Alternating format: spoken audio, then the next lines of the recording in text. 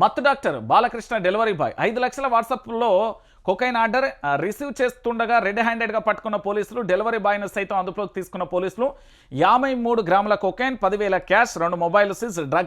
Drugs కోసమే 70 లక్షలు ఖర్చు చేసిన వైద్యురాలు. ఇగో ఈ వైద్యురాలు ఈ కథలో తెలంగాణలో, హైదరాబాద్లో చాలా ఉన్నాయి. రండి, మీరు రండి, మీ యొక్క అందమైన రూపాన్ని మేము అద్భుతంగా శిల్పంలా చెక్కిస్తాం. మీరు వెయిట్ ఎక్కువగా ఉన్నారా, చాలా అద్భుతంగా సన్నగా చేస్తాం. లేదు మీరు అందంగా లేరా, అద్భుతంగా తీర్చిదిద్దుతాం.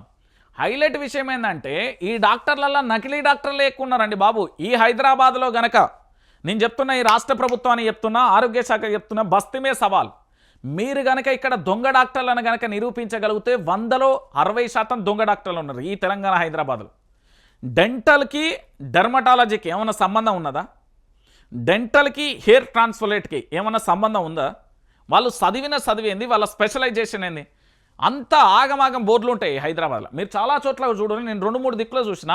ఆయన ఏది మా ఆఫీస్లో పిల్లగాని ఉంటే పన్ను గురించి పోతే ఆయన ఏంది స్కిన్ గురించి చూస్తాడట. డెంటలోనికి దానికి ఏమైనా సంబంధం ఉందారా బై? ఏం మనిషివాయేదని అంటే అన్ని మూసుకొని గమ్మున లేదండి దీనికి స్పెషల్ డాక్టర్ ఉంటారు వస్తారు అని అంటారు. అంటే స్పెషల్గా మేమే అనుభవించినాం నేను చెప్తున్నా. దాంతోపాటు ఇక డాక్టర్కి సంబంధించి మరి ఈ పేరు రద్దా, మీకు ఈ పేరు కావాలిగా, చాలా స్పష్టంగా కావాలి. ఒకసారి మీకు చెప్తా. రోగులు వ్యాధిగ్రస్తులకు సేవ చేయాల్సిన వైద్యురాలు మత్తు పదార్థాలకు బానిసైంది. నిత్యం డ్రగ్ తీసుకుంటూ చివరకు తన పరువు తీసుకుంది. ఆన్లైన్లో డ్రగ్ ఆర్డర్ చేసి తీసుకుంటూ పోలీసులకు పట్టుబడి చివరకు కటకటాల పాలైంది. ఈ ఘటనకు సంబంధించిన రాయదుర్గం పోలీసులు తెలిపిన వివరాల ప్రకారం నగరంలోని ఓ ప్రముఖ హాస్పిటల్లో డాక్టర్గా పనిచేస్తున్న నమ్రత, 34 సంవత్సరాల వయసు. ఈ ప్రముఖ హాస్పిటల్ ఏంది, అదేదో హాస్పిటల్ ఉంటుందబ్బా, నేను చెప్తాగు. ఎందుకు వాళ్ళ హాస్పిటల్ ఇజ్జత్ పోవద్దని వీళ్ళు రాసిర్రు. ఇంతే నేను చెప్తాగు. ఆ హాస్పిటల్ పేరు కూడా చెప్తా. ఆ హాస్పిటల్కి సంబంధించి ఈ హాస్పిటల్లో పని చేసుకుంటా పెద్ద స్థాయిలో ఉన్నది. చిన్న స్థాయి అంటే నేను వదిలేస్తుంది, కానీ అది పెద్ద స్థాయి, సిఓ స్థాయిలో అది మేడం, సిఓ స్థాయిలో అది. ఒకసారి ఆగు, ఏ దవాఖానది, ఏదో దవాఖాన ఏడున్నా, పెద్ద దవాఖానలో ఉండి మధుప్రద ఏంది చిగురుపాటి నమ్రత ఆమె దవాఖాన. ఇది 53 గ్రాముల కొకైన్ డెలివరీ తీసుకుంటగా రెడ్ హ్యాండెడ్గా పట్టుకున్నారు. చిగురుపాటి ఒక్కసారి హాస్పిటల్ పేరేదో ఉంటుంది. ఈ హాస్పిటల్లో ఇక ఈ మేడం పూర్తి స్థాయిలో డ్రగ్ తీసుకున్నా. ఒమేగా హాస్పిటల్ సిఇఓ ఈమె తీసుకున్నామే, ఉత్త చిన్నపాటి కాదు. ఒమేగా హాస్పిటల్ విన్నారు కదా, ఒమేగా హాస్పిటల్ సిఇఓ చిగురుపాటి నమ్రత అండి. ఒమేగా హాస్పిటల్ సిఇఓ చిగురుపాటి నమ్రత గారు 34 సంవత్సరాలు. ఈమె ఏంటంటే డ్రగ్స్కు బానిసగా మారింది. వాట్సాప్లో ముంబైకి చెందిన వంశీ దక్కర్కు 5 లక్షల విలువైన కొకేన్ డ్రగ్ ఆర్డర్ చేసింది. ఇందుకు సంబంధించిన డబ్బులను ఆన్లైన్లో చేసింది. వంశీ దక్కర్కు పంపించింది. డబ్బులు ముట్టగానే వంశీ దక్కర్ దగ్గర డెలివరీ బాయ్గా పనిచేస్తున్న బాలకృష్ణ రాంప్యార్ అనే 38 సంవత్సరాల పిల్లగారు డాక్టర్ నమ్రత కోసం డ్రగ్స్ సరఫరా నగరానికి పంపాడు. రాయదుర్గంలోని లేడీ డాక్టర్ నమ్రతకు బాలకృష్ణ రాంప్యార్ డ్రగ్స్ అందజేస్తుండగా పక్కా సమాచారంతో అక్కడికి చేరుకున్న పోలీసులు పట్టుకున్నారు. లేడీ డాక్టర్తో పాటు ముంబై నుండి డ్రగ్ తీసుకొచ్చిన బాలకృష్ణను కూడా అదుపులోకి తీసుకున్నారు. మొత్తానికి 53 గ్రాముల కొకైన్, ఇది 5 లక్షల విలువ ఉంటుంది, 10,000 నగదు, 2 ఫోన్లను తీసుకున్నారు. అయితే ఈ డాక్టర్ అమ్మ ఏంది నమ్రత అనేటామే ఈ డ్రగ్స్కు బానిస అయిపోయింది. ఇప్పటికే 70 లక్షలు ఖర్చు చేసినట్టుగా కూడా పోలీసులు గుర్తించారు.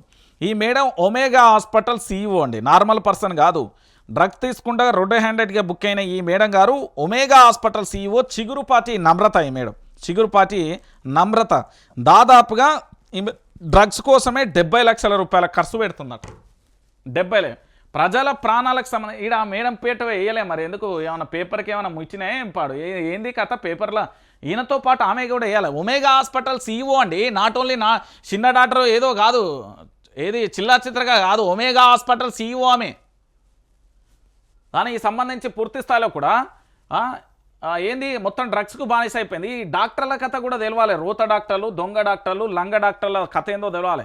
మంచోళ్ళు ఉన్నదా అది సెకండరీ. వాళ్ళని మేము కరోనా సమయంలో చూసినాం, వాళ్ళ కష్ట సుఖాలు చూసినాం, వాళ్ళ బాధలు చూసినాం, వాళ్ళు ఎంత అద్భుతంగా పనిచేస్తున్నారో అది మేము చూసినాం.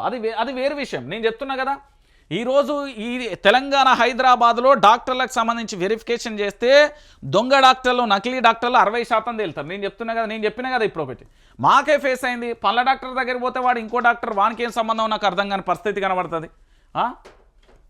ఈ కథలేందో కూడా అర్థం కాని పరిస్థితి కనబడుతుంది. నేనేమంటున్నానంటే ఈ ఒమేగా హాస్పిటల్ కానీ ఇతరత్ర సిఇఓగా పనిచేస్తున్నది కదా, సో మరి అంత పెద్ద హాస్పిటల్కి అట్లా పనిచేస్తామని దొరికినాక ఇక తెలంగాణలో ఇంకేముంటుంది? తెలంగాణ ప్రాంత బిడ్డలారా మీరు అందరూ ఆలోచించాల్సిన విషయం ఏంటంటే, మీరు ఇగో ఇక్కడ కనబడుతున్న ఈ వైఆర్టీవీ ఉన్నది కదా, ఈ వైఆర్టీవీకి సంబంధించి పూర్తి స్థాయిలో కూడా ఇగో మీరు ఇక్కడ ఖచ్చితంగా కూడా మీరు ఏమన్నా అనుకోరి పిల్లగాలు, ఇగో ఇక్కడ సబ్స్క్రైబ్ చేసుకోరి, ఇక్కడ లైక్ చేయరి, షేర్ చేయరు.